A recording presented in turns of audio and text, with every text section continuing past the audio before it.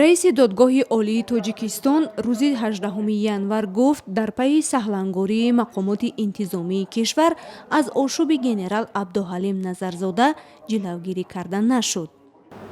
То як дараҷаи як камбудии мақомотҳои ҳифзи ҳуқуқ ҳам ҳаст, яъне бояд ҳар чӣ тиста аз мақсаду ниятҳои ҷинояткоронаи ин гурӯҳҳо бохабар мешуданд ва пеши роҳи содиқшавии ин амалҳои ғайриқонунӣ гирифта мешуд.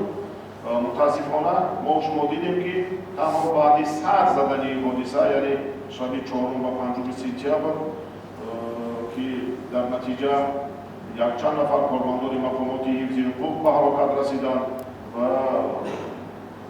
барои камбудиҳое ки аз ҷониби шахсони масъул дар ин самт роҳ дода шуданд, аз ҷониби роҳбарияти мақомоти ҳифзи ҳуқуқ чораҳои дахлдор андешида шудааст. ба гуфтаи раиси додгоҳи олии тоҷикистон, маҳз бо дахолати узви раёсати ҳизби мамнӯъшудаи ҳизби наҳзати исломии тоҷикистон дар тоҷикистон суботи ҷомеа ба ҳам зад.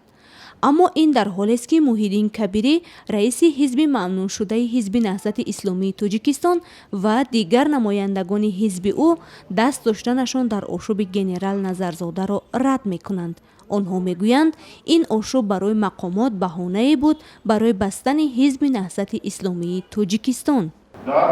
ҳодисаҳое ки дар аввали моҳи сентябри соли 2015 дар ҳудуди шаҳри душанбе, ноҳияи рӯдагӣ ва шаҳри баҳдад сурат гирифт, дар умуман омодагардии ҳамин амалиётҳое ки аз ҷониби собиқ муовини таҳти роҳбарии собиқ муовини вазири мудофиа Назарзода ва дигар ҳаммаслаконаш сурат гирифт, рафти тафтиш нишон дод ки маблағгузорӣ ва ҳамчунин омодасозии баъзе маводҳо, дастгирии молиявӣ аз ҷониби роҳбарияти ҳизби наҳзати ислом сурат гирифт.